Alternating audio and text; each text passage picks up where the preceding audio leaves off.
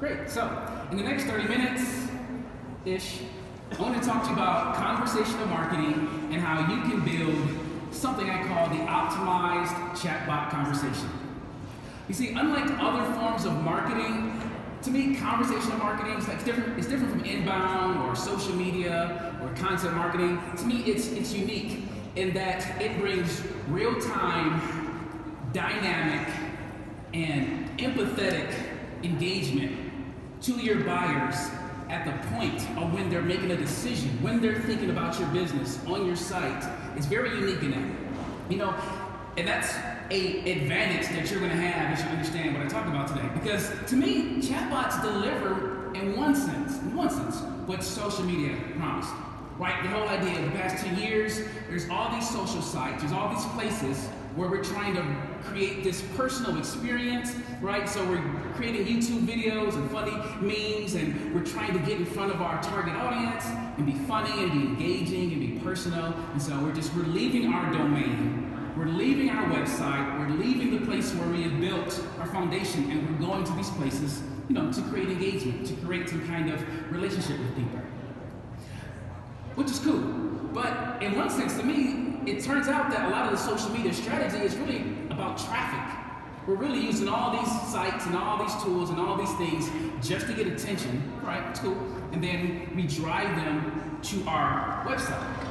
And so what I want to, for those of you who are not yet into bots, and it may sound geeky and crazy and techy, and you're kind of just wondering about it, I want to try to paint a picture for you so you can understand the basic benefit to understand what is chatbots and conversational marketing before we get into a little more meat. So to me, the idea of a chatbot, you really want to see it? Let's just imagine you're at a trade show or a conference, and you have a table, right? You got a booth, and you put some books on the table, brochures, slicks, flyers, pamphlets, right? Content. You've got great, maybe you have a TV screen and some videos playing, so you got video content, right? And you're hoping that people will come by your table, look at this, and read about what you missed. They're reading your content. They're consuming your content, your epic content. And then you've got a contact form sitting there on your table, and you're hoping that if your content is good, they're going to decide to fill out the form to learn more about your business. Right? Pretty basic, nothing fancy about that. And maybe you want to sweeten up the deal, so you got a lead magnet. Right? You really want to incentivize them. Give me your card. Here's a $2 bill from the Hoff. Here's some money. Let me get your contact information. So you're sweetening up the deal to get a lead, get a business, right? But I'd say there's something missing from this picture that you can add to this simple illustration of business that will greatly increase the amount of people who will sign your form. Anybody know what's missing from the picture? A person. A Julie, a Jenny, a Joe, a person. And to me, that is the most simplest way to understand what's the benefit of putting a bot. Because technically, whether it's bot or live or some kind of mix in between, that is the basic benefit of using chatbots. It's just a person. It's eye contact. It's, I see you're looking at this brochure on Splunk. You're okay, let me see, are you interested in that? So you acknowledge the person. They're on a certain page, they're reading something. It's just, that's the basics feedback of what I look at when I'm coming up with a strategy of content marketing and chatbots. It's just bringing a person and bringing engagement to the person. And so what we find is that when we put a bot, put engagement, acknowledge people, we see what they're doing, we'll find 2x, 3x, 4x, 5x response. Not because it's magic, not because it's artificial intelligence, not because there's some new thing out there, but it's just acknowledging people. And if your person is actually somewhat interested in your business, simply engaging with them at that moment will dramatically increase those who go ahead and take the next step, have a chat, talk to you. It's pretty simple. So we see that whether you're looking for a quantity of an increase, you want more leads, but honestly, for a lot of our clients, with a bot and the right system, the speed, it's a faster experience. There's a Harvard Business Review site that I read, and it said that if it takes 10 minutes for you to respond, if somebody goes to your website, like right now, right, they're on your site and they fill out a contact form, if it takes 10 minutes or longer, there can be a 400, some crazy percentage increase or lack or decrease of a chance of you getting that business, right? Speed matters. And so the systems that we do a lot in B2B, but it increases the speed of it. If they're interested, it's a much sooner process. And then of course, we can also increase the quality. If somebody's in there, we don't just, maybe we've got clients who are running some Facebook lead ads and they're getting all these leads and all this data, but the data isn't qualified. They're doing, just an email, just an opt-in. It's a lot of data, but it's not quantity. And so that's the third thing, that some of the benefits of what happens when you set up a system like what I'm talking about on your site. I know, so the context of what I'm going to talk about is really a breakdown of a case study or client of ours where we saw over 500% increase, not by starting with a chatbot, but by the way we changed it, the way we reconfigured it, and kind of improved some things on it. And that's kind of what I define as an optimized chatbot conversation. And I'll get into more of that in a minute. So that's the basics. Any of you got bots? Can we just go show of hands? How many people have a bot? A messenger bot? Live chat? Okay, cool. So it's funny, I've been talking about bots for almost 3 years now. And I had a feeling that there was going to be more people. I'm slowly watching people are more and more becoming comfortable with it. It's not just a shiny object that's cool, but it's really, I see the way communication happens online, things are changing. So that's kind of why I'm into it. So my content's going to be really simple today. First of all, I want to talk about 3 simple considerations for those of you who have not yet set up a bot or thought about it, or if you're planning on it. I want to help you save some time and energy to get the best bang for your buck. 3 things you can consider before you set something up, and then I'll give you a simple 4-step process that we just looked at. Okay, what's actually working? Why are we getting so much leads? What changes did we make that's making this client's website work better? Sound good? Good. So that's what we're going to do. But first, I'll quickly tell you about myself. Arvell Craig. It's me. Chatbot funnels company started a couple years ago to build marketing funnels using chatbots. Content marketing, any type of marketing, we find the right place. Where in your funnel, where in your world can you get a boost of speed, of quality, or quantity of leads? And we find the right bot for the right need. That's kind of what we do. 2007 is I may share the story, but I'll come back to that. It's an interesting story in relation to what we're talking about today. I live in Phoenix now. I was originally from Detroit, and I did 10 years of college in Kalamazoo and Tulsa. Long story about that, but that's me. I've been in marketing, digital marketing for about 18 years, playing around in different departments, different things. And lastly, as a company, we are partners, agency partners with Drift and ManyChat. So I'm biased about what those tools do. But that's kind of what we use. And again, I've been speaking about chatbots and consulting, traveling, and speaking for about 3 years on this industry. So been in it for a little while, and it's been fun watching the changes and slowly as people realize what it can do. So that's me. So 3 considerations of things you need to think about before or as you're beginning to build out a chatbot. Number 1 is that platforms matter. And the reason I want to start with this, because chatbots is kind of the wild, wild west. There's so many different things happening, and so there are no standards of what you can see. There's no standard platform. There's no best practices. What's the best way? It's really up in the air. And one thing I look at, I say I don't have it up here, but there's so many ways. Some bots are focused on sales and marketing, right? And that's kind of my world. But a lot of times people are thinking about chatbots in the world of customer service and support. That is different. So I want you to think about when you're investigating, what's your main goal?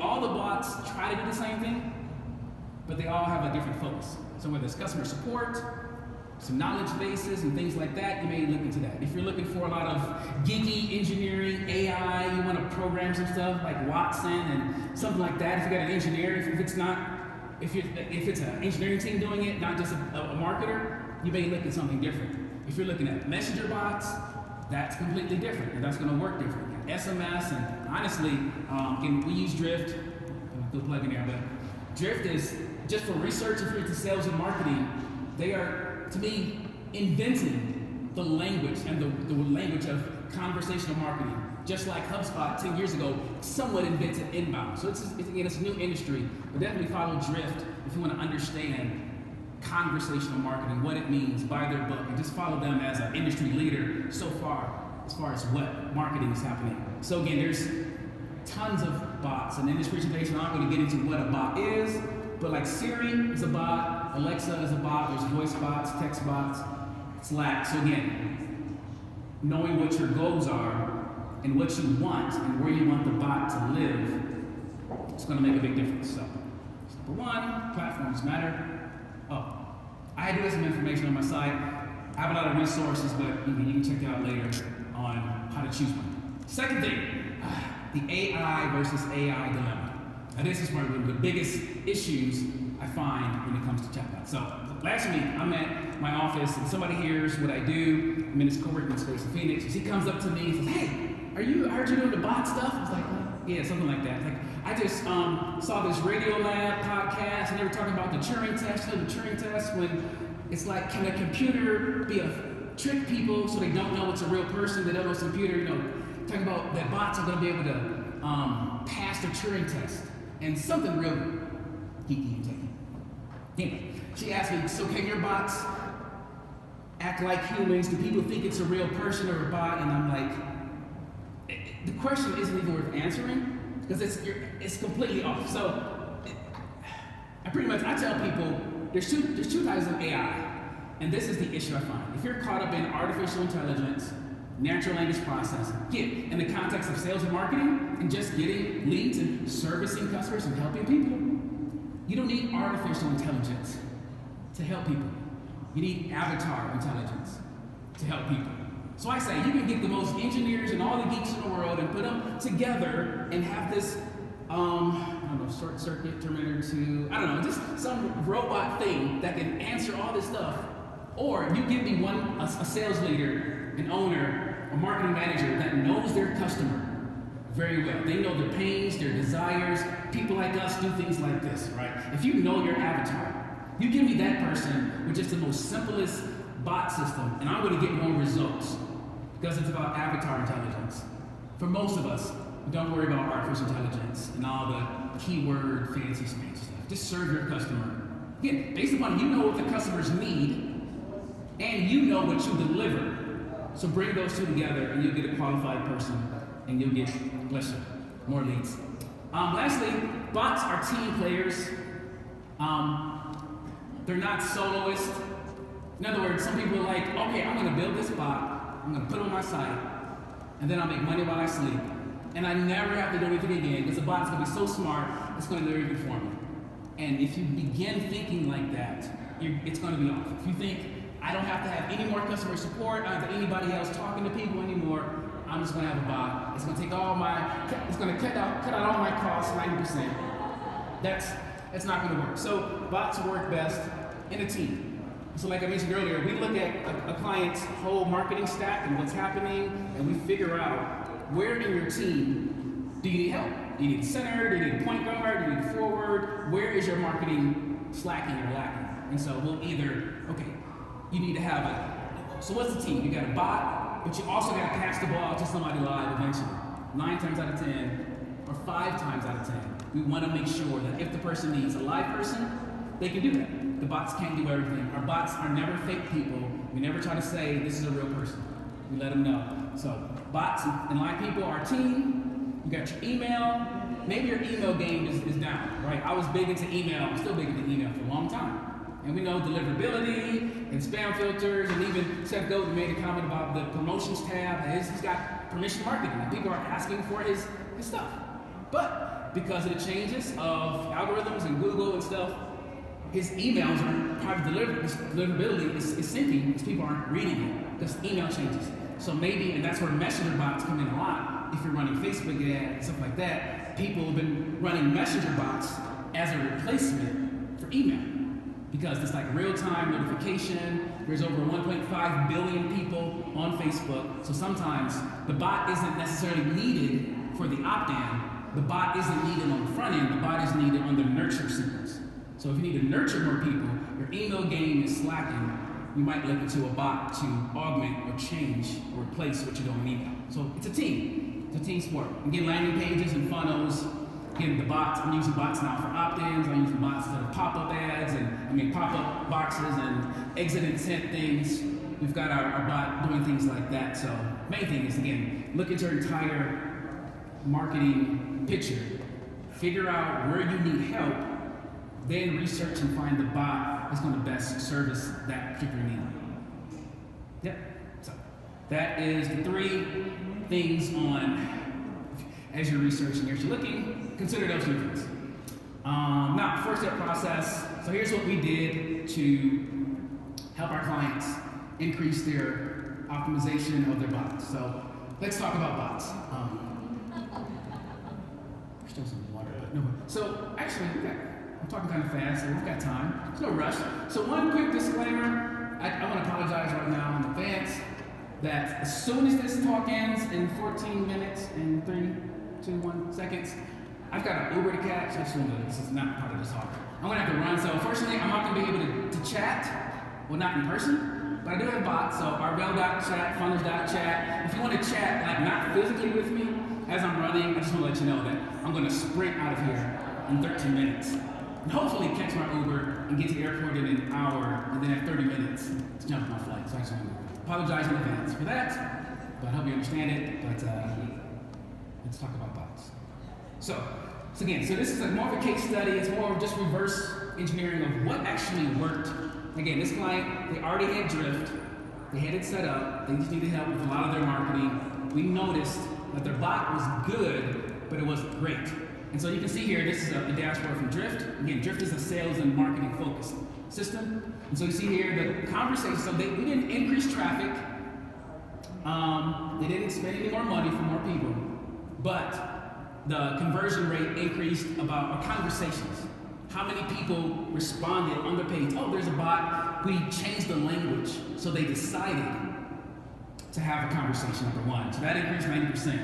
And then when it came to actually getting leads, and there's 2 types of leads we got. One was people asking for more information. We got an email. We do some research on database for what they do. And then the second type of lead was we can actually book a meeting with the sales team right then live while they're in the conversation. And it's all automated.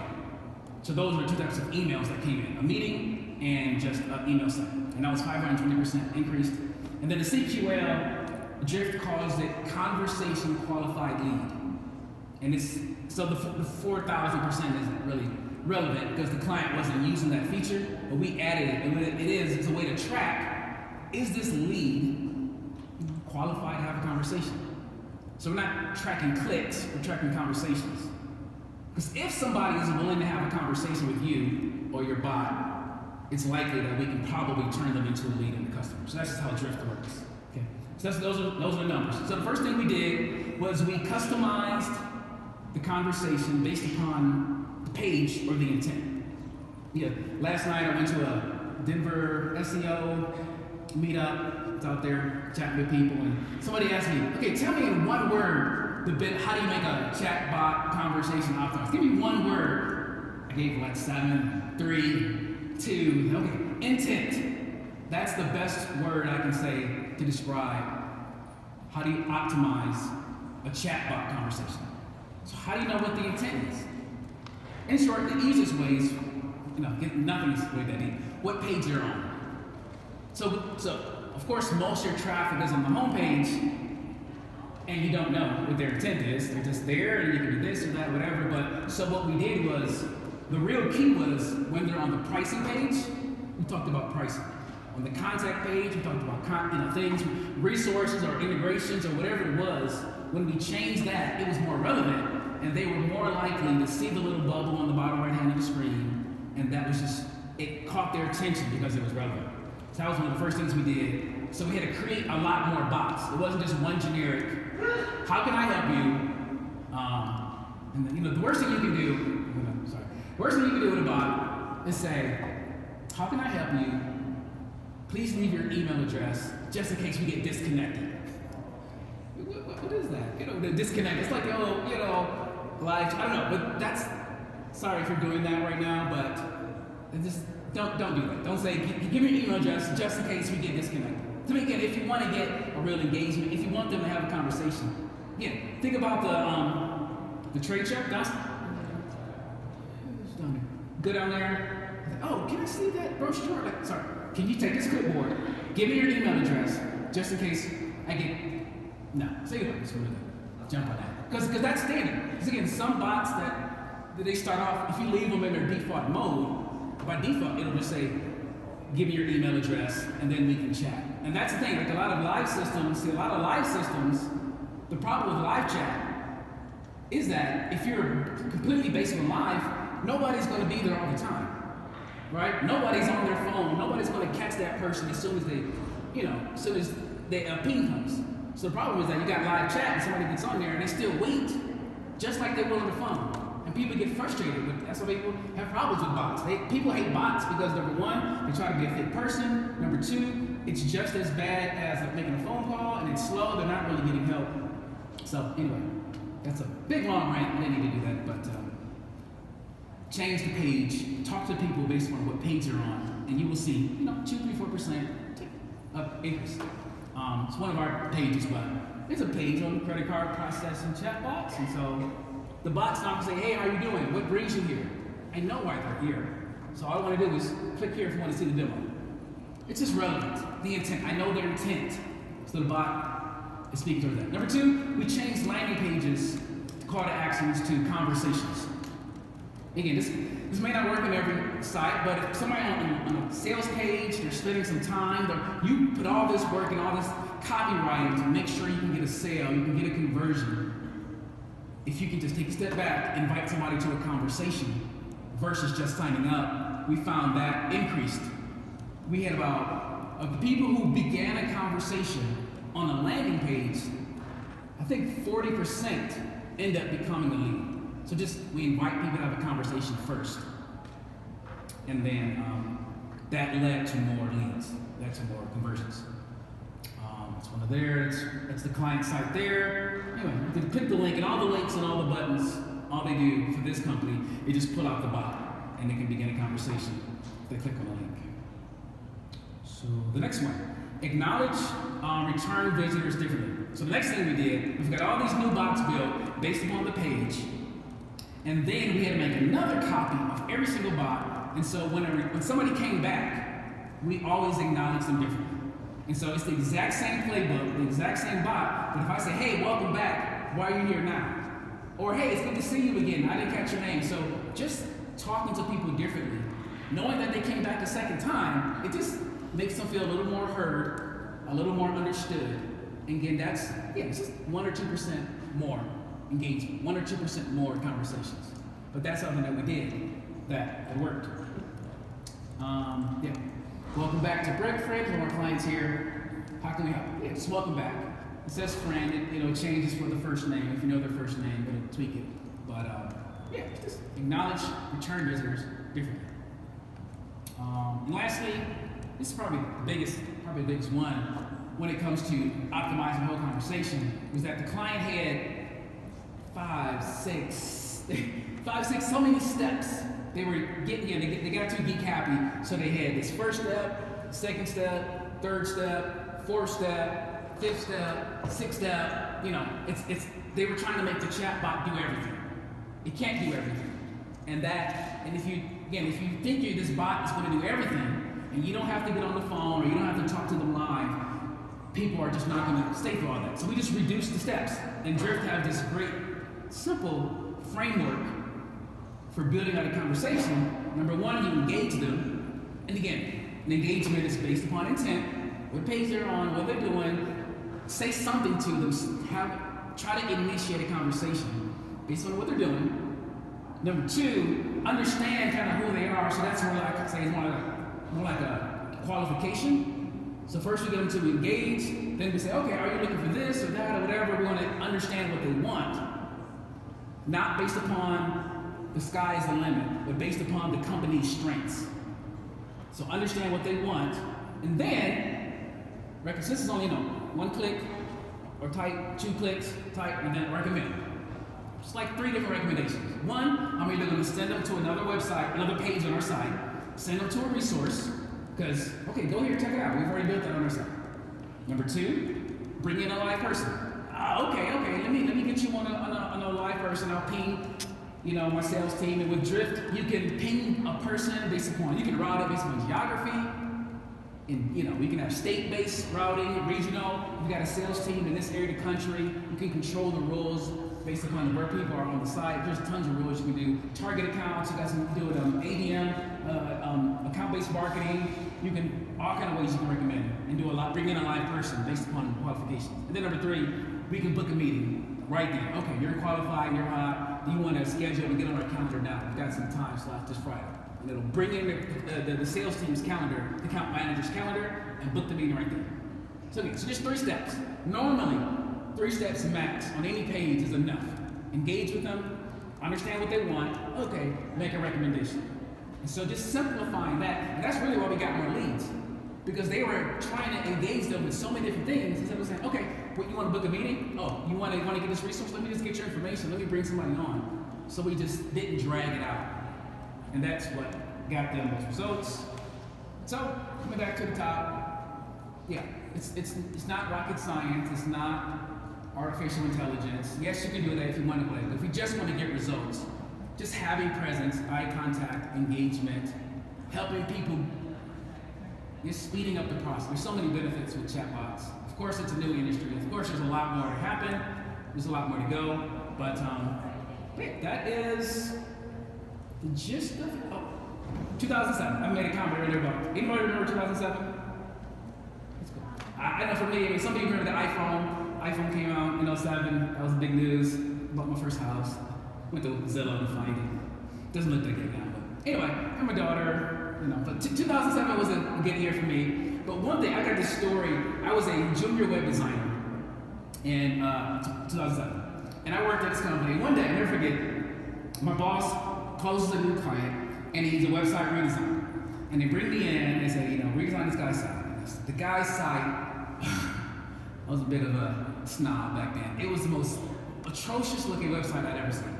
I never forget it because had all these issues with it. And as I was working with the client to try to redesign their site, they wanted to keep the worst part of the site on the new design. And I could not understand it because at the bottom of their site, they had all these words and links and counties and cities and states and all this stuff that I did not understand why they wanted that junk all on the bottom of the site, on the new site. And eventually, the guy told me that the site was making a couple $100,000 a month. He was at small business making all this money, and I'm like, oh. And then told me about search engine optimization, which I knew nothing about. I was like, oh my goodness, what is this thing? The site's so ugly, but it's making all this money. So my nerd, that's kind of where I began to change from being a designer and just thinking about the beauty of the thing, but not getting the results. But I ended up studying SEO and figuring out, and it couldn't turn out that if you put on your geek hat for a minute and learn to optimize or change your site for the desires and the God of Google, you can get tons of results just making those changes. And to me, so in the past 12 years, there's always new technologies and that same process of optimization of changing. So when I say I want to optimize your bot, again, not for artificial intelligence, not for nerds, but people want things now. Your customers want help now. Amazon, well, how are they getting me stuff in one day now? I don't even know that. This is Phoenix, but is it everywhere? Prime is not one day? Speed matters. Uber, they're out there, speed matters. And so when I talk about chatbots and how things are changing, I want you to get on board. It's not an opinion. Just help people faster, optimize, change what you're doing to serve people. And to me, that's how marketing changes. That's how the internet changes. Technology is always causing us to make new changes. And to me, I've learned that, I'm not going to be a snob. I'm not going to reject it. Social media happens. We make a change and meet people where they are. So that's kind of the end of what I have. I got tons of content on my site. If you got any questions, I'd love to chat. I just can't do it face-to-face, but find those chat, Arvell.chat. I'm on all the socials. I appreciate you for your time. I've got 32 seconds, and that's all I got. Thank you.